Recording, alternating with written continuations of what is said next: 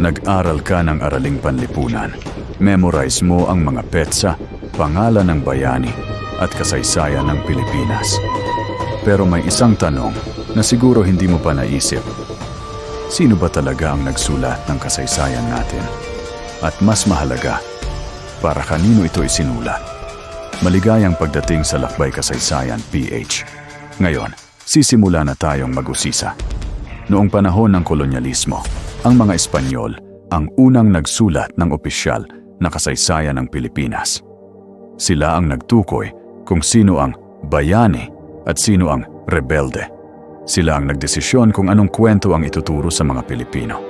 Kaya hindi nakakagulat na ang maraming kwento ng ating mga ninuno, ang mga epiko, ang mga dato, ang mga babaylan ay hindi na isulat.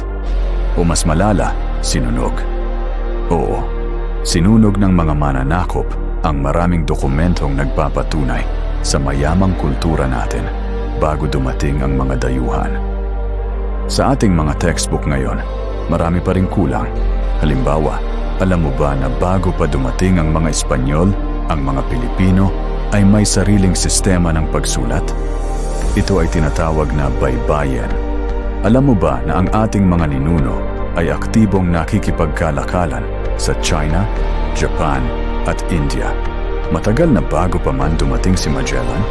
Alam mo ba na may mga babaeng pinuno, mga lakambini at babaylan na may malaking kapangyarihan sa lipunan noon?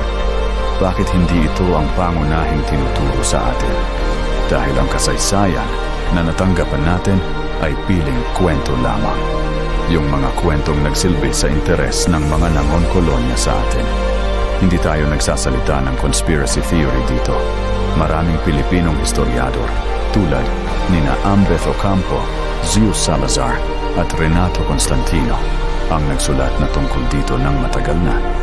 Si Renato Constantino sa kanyang aklat na The Miseducation of the Filipino ay sinabi niya na ang edukasyon sa Pilipinas ay ginamit ng mga Amerikano para hubugin ang isipan ng Pilipino, para maging masunurin at nakasentro sa kultura ng kanluran.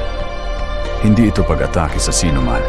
Ito ay isang imbitasyon para mag-usisa tayo, para hanapin natin ang mas kumpletong kwento ng ating pagkatao bilang mga Pilipino.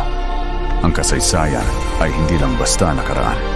Ito ang salamin ng ating kinabukasan. Kaya dito sa Lakbay Kasaysayan PH, sama-sama nating hahanapin ang mga kwentong hindi naturo sa atin. Ang tunay, ang kumpletong, at ang totoong kasaysayan ng ating bansa.